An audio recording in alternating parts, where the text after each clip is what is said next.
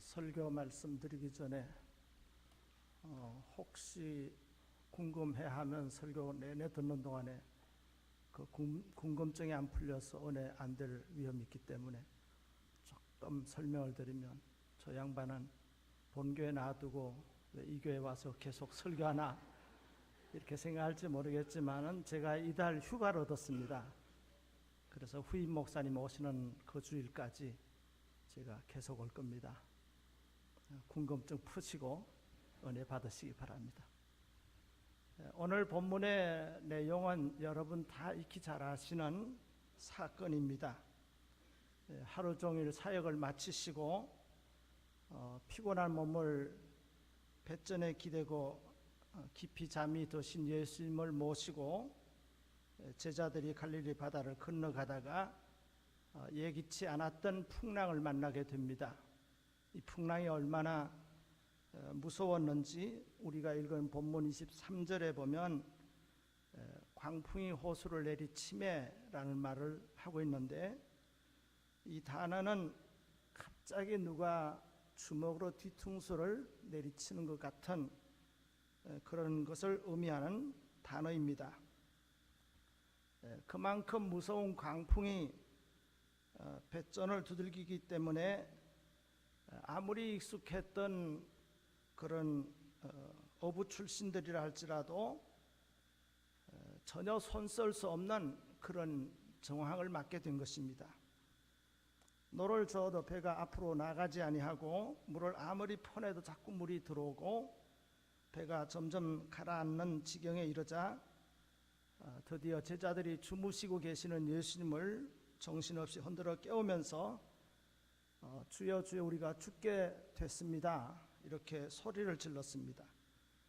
그러나 예수님이 일어나서 바다와 바람을 꾸짖어 잔잔케 하신 다음에 예수님께서 제자들을 향해서 너희 믿음이 어디 있느냐, 이렇게 말씀을 하신 것입니다.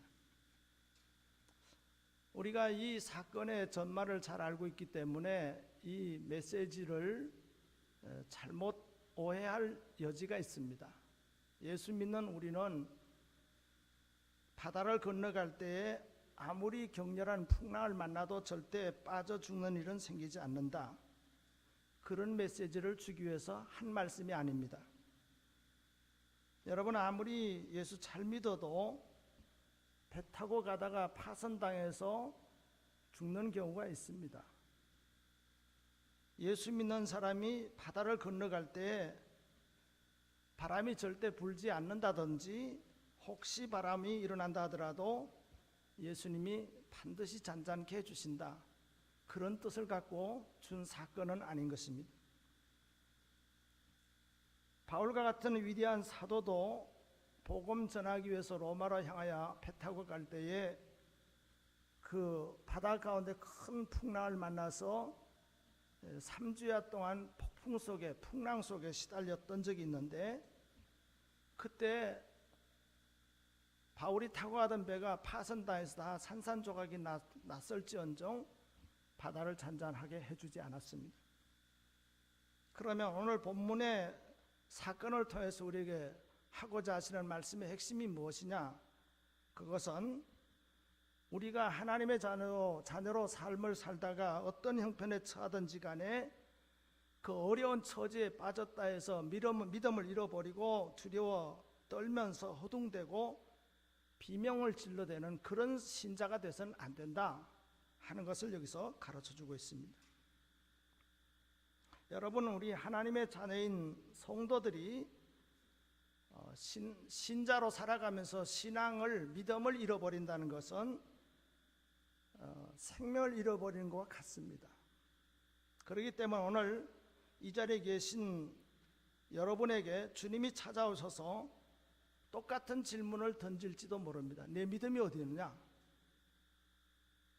아마 이 자리에 있는 여러분 중에 여러 가지 어려운 고통에 휘말려 있는 분들이 계실 겁니다. 삶의 풍랑을 만나서 파도를 겪는 분도 계실 것입니다. 아마 모르긴 해도 어떤 집에는 지금 막 물이 들어와서 침몰 직전에 있는 사정 같은 집도 있을 것입니다. 우리가 인생을 살다가 보면 너무 지치고 피곤해서 그냥 정말 주저앉아 버리고 싶을 때도 있습니다. 그러면 이런 상황 앞에 우리가 어떤 태도를 취합니까? 대다수는 내가 예수를 잘 믿는데 왜 이런 일이 일어나는가? 내가 예수 잘 믿어보려고 몸부림치면서 지금까지 살아왔는데 왜 우리 집에 이런 문제가 생깁니까? 좀 하나님 납득이 갈 수 있도록 설명을 좀 해주세요. 이렇게 탄식 반 팔자 타령 반 호소하지만은 그런 것에 대해서 주님이 속 시원하게 대답을 안 주실 때가 있습니다. 도리어 그러면서 우리에게 뭐라고 반문하시는가 하면 너희 믿음이 어디 있느냐? 주님이 제자들 보고 너희 믿음이 어디 있느냐 하는 이 질문을 보면 주님께서 그들에게 제자들이 기대했던 모습이 어떤 모습이어야 하는가를 보여주는 말씀인 것입니다. 제자들은 지금 엄청난 풍랑과 싸우면서 빠져 죽을지도 모른다는 그런 위기일발의 처지에 있을 때에 주님이 원하시는 그들의 모습은 그런 상황에서도 믿음이 있는 자의 모습을 보여주기를 원하시는데 그러지 않았다 하는 것입니다. 아마 제가 생각할 때 제자들이 예수님을 모시고 가니까 이런 상황에 만났을지라도 두려워하는 것이 아니라 오히려 열심히 노를 저으면서 물을 퍼내면서 혹시 배가 가라앉을 지경이 된다 할지라도 오히려 찬송하면서 그 난관과 싸우는 모습을 보여주기를 원했을 겁니다. 아까 부른 찬송 중에 2절에 보면 큰 풍랑의 이배를 위협하며 저 깊은 물 입벌려 달려드나 이 바다에 노저와 항해하는 이 작은 배 사공은 주님이시라. 나 두려움 없네 두려움 없도다. 주 예수님 널 깨어 계시도다. 이 흉흉한 바다를 다 지나면 저 소망의 나라에 이르리라. 이런 찬송을 부르면서 지금 이 위기를 믿음으로 극복하기를 주님께서 원하셨을 것입니다. 그런데 지금 제자들에게는 그런 모습이 전혀 보이지 않는 것입니다. 오히려 제자답지 못하게 마치 죽을까 봐서 절절 매면서 겁에 질려서 쩔쩔매는 허둥대는 그 모습을 보시고 주님께서 너희 믿음이 어디 있느냐 이렇게 꾸짖으신 것입니다. 그렇다면 혹시 여러분은 주님이 여러분 보실 때 뭐라고 말씀하실 것 같습니까? 지금 우리가 사는 삶의 현장은 어떻게 보면 뭐 하나 제대로 되는 게 없다고 볼 만큼 어려운 상황에 놓여 있습니다. 사업하는 분들은 사업이 안 된다고 아우성이고, 직장을 잘 다니던 분은 실직당할 위기 때문에 쩔쩔매는 상황이 되고, 지금 젊은이들과 직장을 잃은 분들은 다시 취업하기 위해서 애쓰지만 취업이 쉽지 않고, 그리고 아이들이 장래는 불확실하고, 게다가 가족 중에는 아파서 지금 힘들어하는 분도 있고, 또 우리 솔직히 얘기해서 나라 꼴도 그렇게 전망이 밝진 않다는 것입니다. 한마디로 말할 수 없는 어려움을 겪고 있는 것이 오늘의 우리 현실인데, 이런 상황에 있는 우리가 어쩌면 마치 풍랑 만나서 죽을까 봐 쩔쩔매면서 못 미쳤던 그 제자들처럼 지금 우리가 어딘지 모르게 불안을 안고 있지 않느냐 하는 것입니다. 이럴 때 주님께서 우리에게서 보고자 하는 모습은 무엇일까요? 한번 생각해 보십시오. 분명한 것은 우리가 어떤 위기를 만났다 할지라도 믿음을 잃어버리지 않는 사람이 되기를 주님께서는 원하시는 줄로 믿습니다. 여러분, 아무리 어려워도 절대로 믿음 잃어버리지 마시기 바랍니다. 근데 오늘 본문의 제자들은 바로 이 믿음이 실종되고 말았어요. 제자들이 평소에도 믿음이 없었던 건 아니에요. 오죽하면 모든 걸 다 내버리고 제자의 길을 따라 나섰겠습니까? 그 정도라면 믿음이 특출했기 때문에 그런 결단하고 따라 나오지 않았겠습니까? 근데 오늘 본문에 보면 저들이 아주 위기에 직면하게 되자 믿음이 다 없어진 모습을 노출시키고 만 것입니다. 그러면 제자들이 믿음을 실종하게 된 원인이 어디 있을까요? 첫째로 제자들은 그 배에 타고 계시는 예수님을 전적으로 신뢰하는데 실패했기 때문인 것입니다. 다시 말하면 지금 자기들을 배에 타고 계시는 주님이 하나님의 아들이요 창조자시요 죽음에서 우리를 구원할 수 있는 구원자이심에 대한 믿는 믿음을 실패한 것입니다. 물론 평소에는 예수님이 바로 그런 분이신 줄을 알고 있었어요. 또 그렇게 신앙 고백도 했고요. 그러나 막상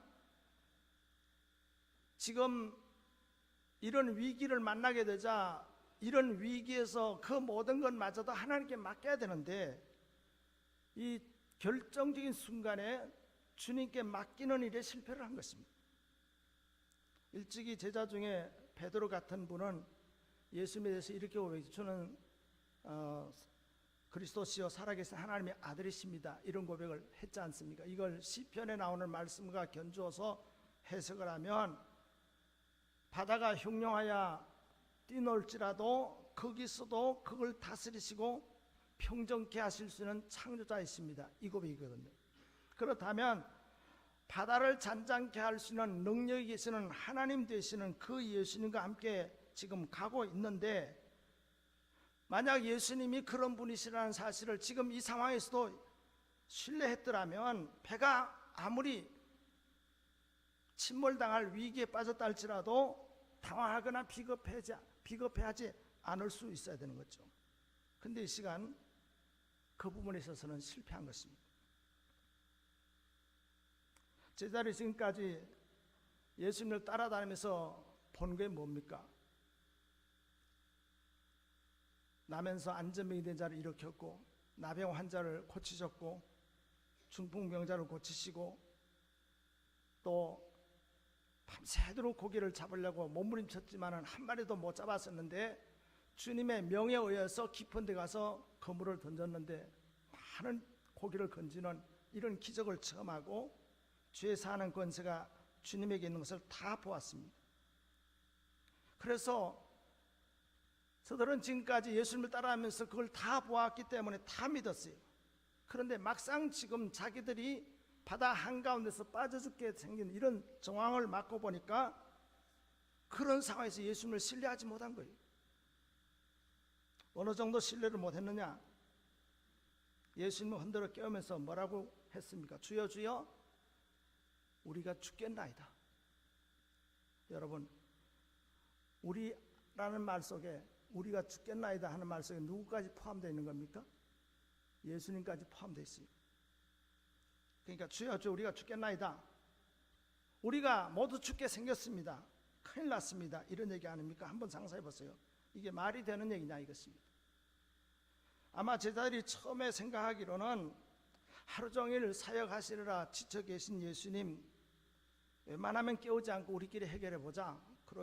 그러고는 몸부림치면서 이 풍랑에서 침몰당하지 않고 건너갈 수 있는 방안을 찾느라고 몸부림치 노래 가다가 역부족이 되고 다급해지니까 선생님 이제 선생님도 안 뛰면 안 되게 생겼습니다. 일어나세요. 깨우는 것입니다. 그래서 한번 일어나세요. 예수님이 지금 진두지휘한다고 한번 생각해 보세요. 베드로 너 좀 더 세게 져. 바돌로메 물 좀 퍼내지 뭐해. 배가 이쪽으로 기울어지는데 같이 이쪽으로 옮겨야지. 이러다가 갑자기 산더미 같은 파도가 덮쳐가지고 배가 홀랑 뒤집어졌다고 합시다. 제자들이 전부 널판 조각 이런 부수물을 붙잡고 하는데 예수님도 그 중에 하나 붙들고 둥둥 떠다니고 계십니다. 세상에 이런 예수님 생각할 수 있어요?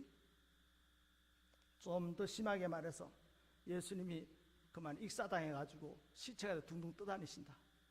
이런 상황을 상상할 수 있습니까? 근데 제자들은 주여 주여 이렇게 가다가는 당신도 죽고 우리도 죽게 생겼습니다. 이렇게 말하는 것은 벌써 예수님에 대한 믿음이 다 실종돼 버린 거예요. 그분이 누구인지를 알기는 알면서도 신뢰하지 않았다는 것입니다. 사랑하는 성도 여러분, 우리 주님이 원하시는 믿음은 머리로만 알고 인정하고 입으로만 고백하는 그런 신앙을 원하지 않습니다. 우리 주님이 원하시는 믿음은 머리로 알고 입으로 시인하는 그 자리를 한 걸음 더 들어가서 실제적으로 전적으로 신뢰하고 행동으로 믿는 믿음, 이 믿음을 원하시는 것입니다. 이 믿음을 가질 때 하나님을 움직이는 능력이 나타나는 것입니다. 그래서 우리는 말로만 예수 믿는다 하지 말고 머리로만 믿는 것처럼 생각하지 마시고 우리가 예수님을 믿을 때 실제로 주님이 나와 함께 하시면 내게 어떤 일이 일어나도 나는 걱정하지 않고 염려하지 않을 수 있다. 이 믿음을 가지시기를 바랍니다. 어떤 어려운 위기도 전적으로 주님을 신뢰하면 주님이 그 문제를 해결해 주실 뿐만 아니라 혹시 내가 기대했던 거나 내가 납득할 수 없는 결과가 온다 할지라도 그런 상황에서 내가 예수 믿는 자답게 설 수 있도록 세워주실 줄로 믿으시기 바랍니다. 그런 믿음을 가지고 나갈 때 우리는 실종당하는 믿음이 아니라 믿음을 지킬 수 있을 줄로 믿습니다. 여러분이 아마 다 좋아하는 성경 구절 이사야 43장 2절 말씀, 네가 물 가운데로 지날 때에 내가 너와 함께 할 것이라.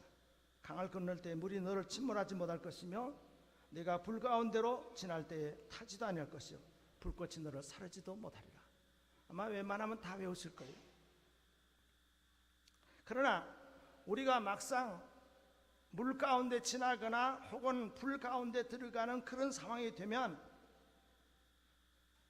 그런 상황에서 나로 하여금 익사당하지 않고 불타지 않게 하나님이 지켜주신다, 이거를 믿는 사람이 되면 믿음을 잃어버리지 않을 텐데 우리 인간은 너무 연약하고 변덕스러워서 될성 싶으면 믿는 것 같고 안 될 것 같으면 안 믿고 이런 믿음을 갖고 살다 보니까 우리 믿음이 그만 어떤 위기를 만나면 실종돼 버릴 때가 있다 하는 것입니다. 그러므로 이 시간 주님이 우리에게 바라시는 우리 믿음의 모습은 어떤 위기와 어려움이 있다 할지라도 지금 사는 형편이 아무리 어렵다 하더라도 이런 상황에서도 여전히 주님은 나의 모든 것을 책임지시고 지켜주실 수 있는 전능하신 하나님이시라는 사실을 믿는 믿음을 견지하시기를 바랍니다. 그때 하나님께서 여러분과 함께 하실 줄로 믿습니다. 두 번째로 제자들의 믿음이 실종된 이유는 예수님과 함께 배 타고 가는 자기 자신을 신뢰하지 못했기 때문인 것입니다. 다시 말하면 예수님과 자기들과의 관계에 대한 것을 믿지 못했어요. 여러분, 예수님께서 예수님과 제자들, 예수님과 우리와의 관계를 요한복음 15장에서는 뭐라고 말씀해요? 포도나무와 우리는 그의 가지라 그랬습니다. 기억하시죠? 이 말은 우리 둘 사이, 주님과 우리 둘 사이에는 끊을 수 없는 관계, 나누어 놓을 수 없는 관계가 주님과 우리와의 관계라는 것입니다. 그만큼 제자들은 주님과 하나 된 관계이기 때문에 혹시 예수님이 물에 빠져 익사당하지 않으신다면 예수님과 하나 된 내가 죽을 리가 없다, 이걸 믿어야 되는데 이걸 믿지 못한 것입니다. 또 하나, 제자들이 자기들에게 사명이 주어져 있는데 그 사명에 대해서도 확신이 없었어요. 무슨 말인가 하면 여러분 아시다시피 예수님이 12명의 제자를 왜 부르셨습니까?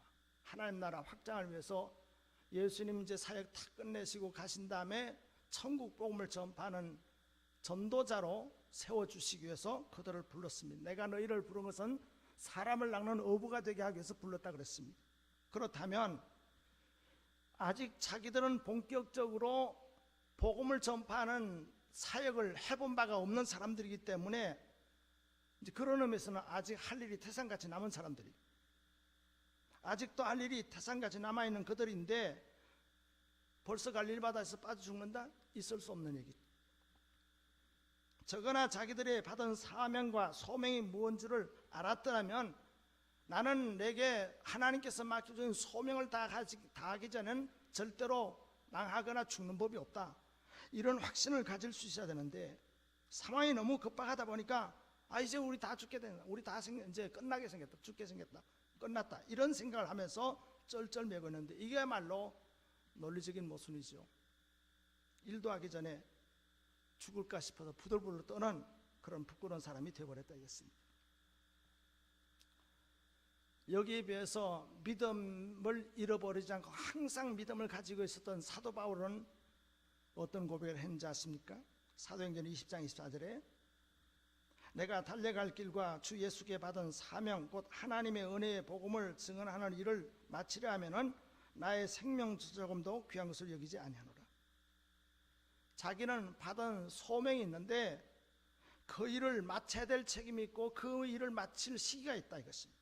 그 시간이 다하기 전에는 내가 어떤 어려움을 당한다 할지라도 나는 절대로 꺾어지지 않는다. 이런 신념을 가지고 있었기 때문에 그는 어떤 죽음의 위협 앞에서도 어떤 풍랑 앞에서도 하나님 믿지 않는 사람들을 쩔쩔매는 그런 모습이 아니라 당당한 모습을 보여주고 있는 것을 우리가 성경을 통해서 알 수가 있습니다. 근데 여기 제자들은 자기 신뢰에 대해서 실패한 것입니다. 우리도 마찬가지입니다. 예수님과 나와의 관계는 나눌 수가 없어요. 나와 예수님은 하나인 것입니다. 믿으십니까? 예수님과 여러분은 하나예요.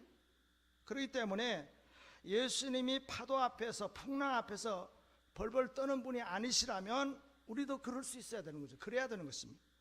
우리 각자가 하나님부터 부여받은 책임들이 있는데 그런 의미에서 우리는 소명자들인데 우리가 소명을 다하기 전에는 망하는 법이 없습니다.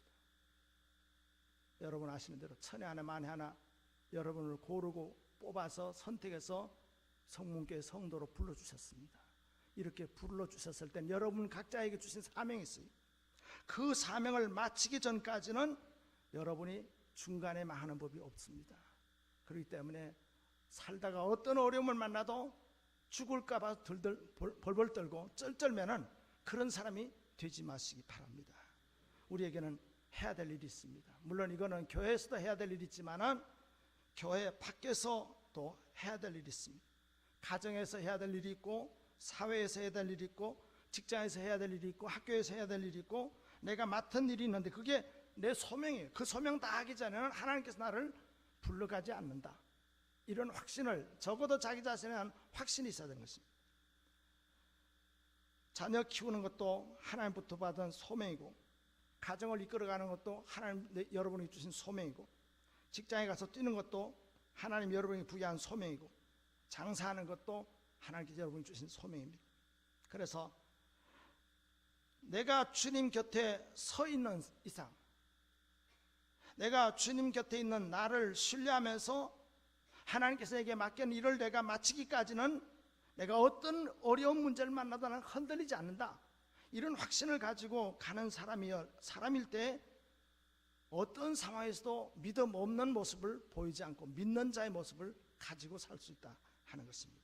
그런데 제자들은 그렇지 못했습니다. 왜 그러느냐?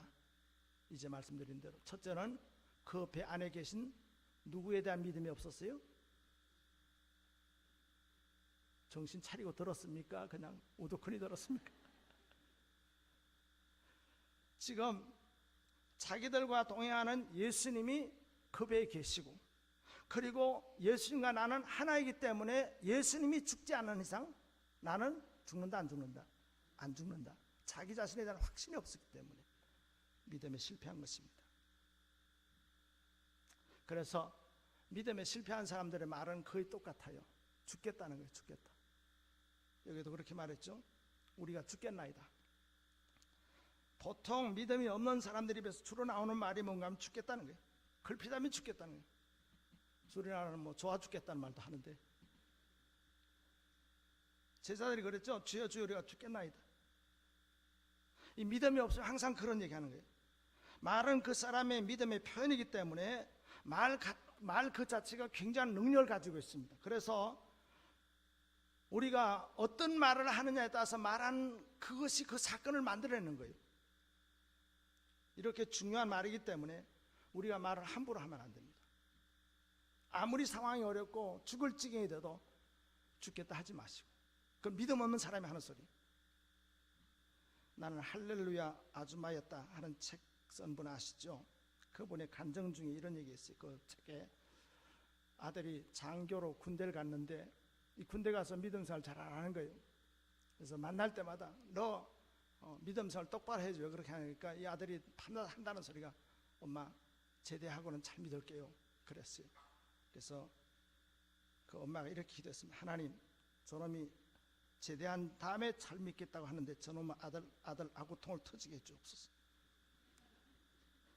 근데 몇 달이 지난 다음에 아들이 군대에서 교통사고 났다 그래서 병원에 가봤더니 아들이 진짜 아구통이 터진 거예요. 그래서 다시 기도를 바꿨습니다. 하나님, 절대로 내가 함부로 말 안 하겠습니다. 말이라는 건 참 무서운 거예요. 그래서 절대로 내 입이니까 내 마음대로 말하겠다 그렇게 생각하시면 안 돼요.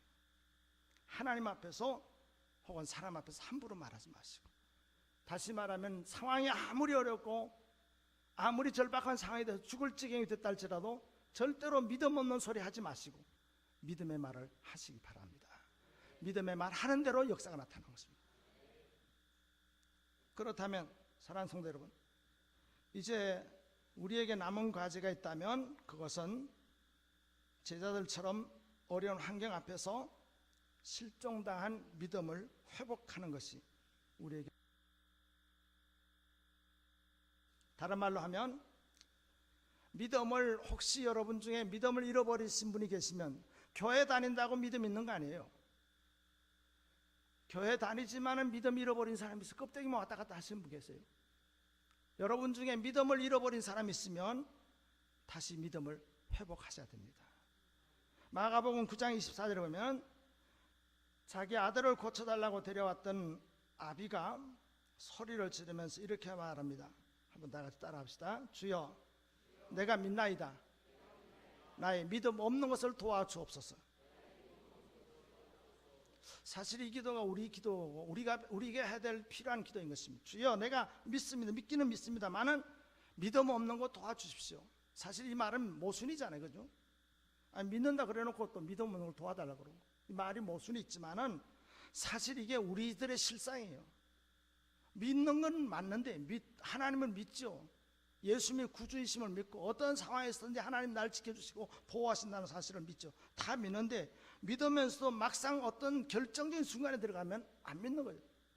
말하는 거나 행동이나 처신하는 거 보면 영락 없이 믿음 없는 사람의 행동을 한다는 말씀이죠.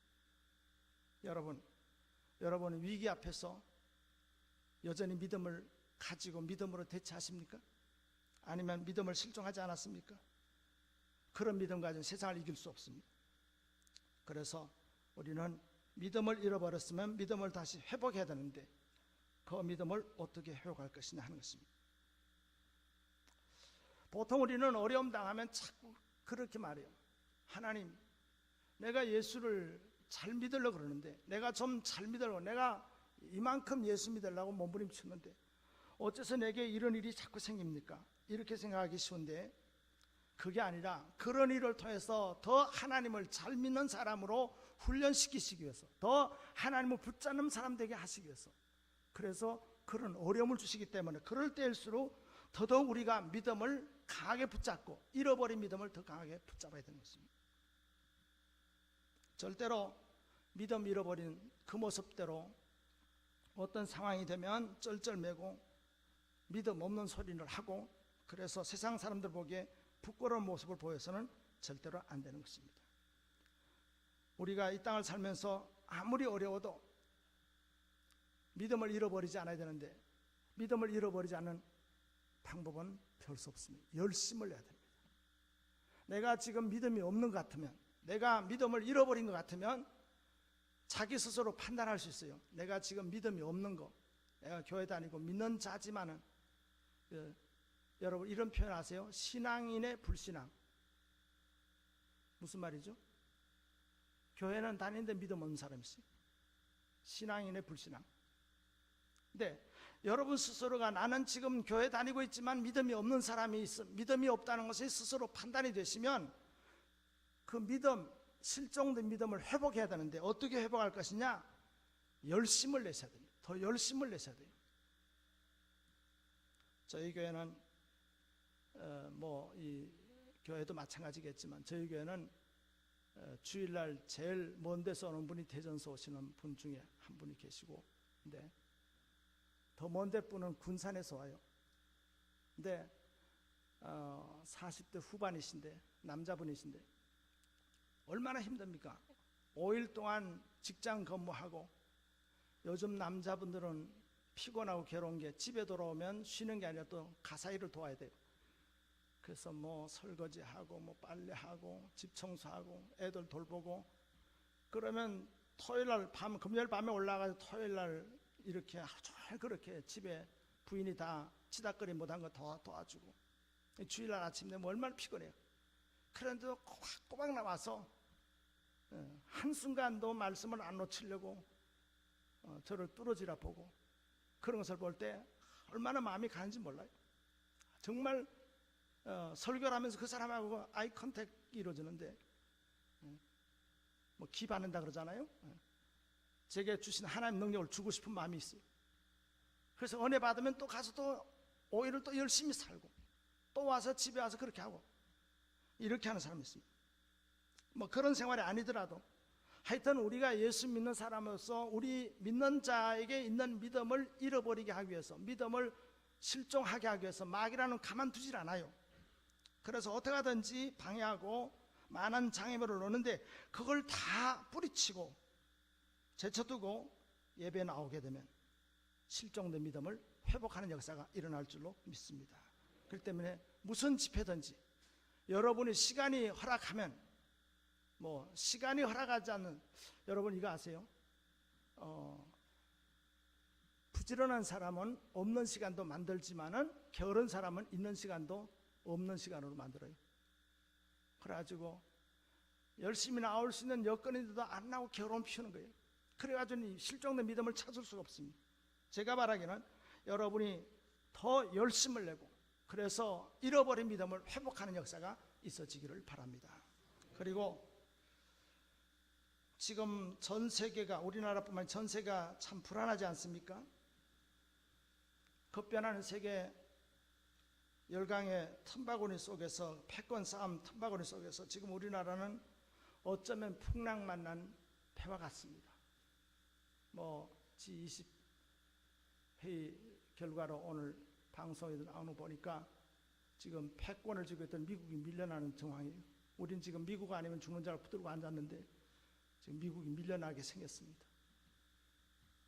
이 강대국의 패권 틈바구니 속에서 도대체 누구 편 들어야 지금 살아남을지도 참 불안하기 짝이 없는데, 이런 상황에서 우리가 자칫 잘못하면 여기 나오는 제자들처럼 풍랑 속에서 이제는 큰일 났다고, 죽게 생겼다고 쩔쩔매면서 얼굴이 창백해 비명을 지를 수밖에 없는 이런 상황에서 우리가 흔들리기 쉬고 믿음을 잃어버리기 쉬운데, 이런 때일수록 더 열심히 모여서 예배드리고 말씀 듣고 기도하고 이런 일을 해야 우리가 주변 상황에 어떻게 급박하게 돌아가더라도 불안해하지 않고 두려워하지 않고 믿음으로 단단히 그리고 당당하게 살아갈 수 있을 줄로 믿습니다.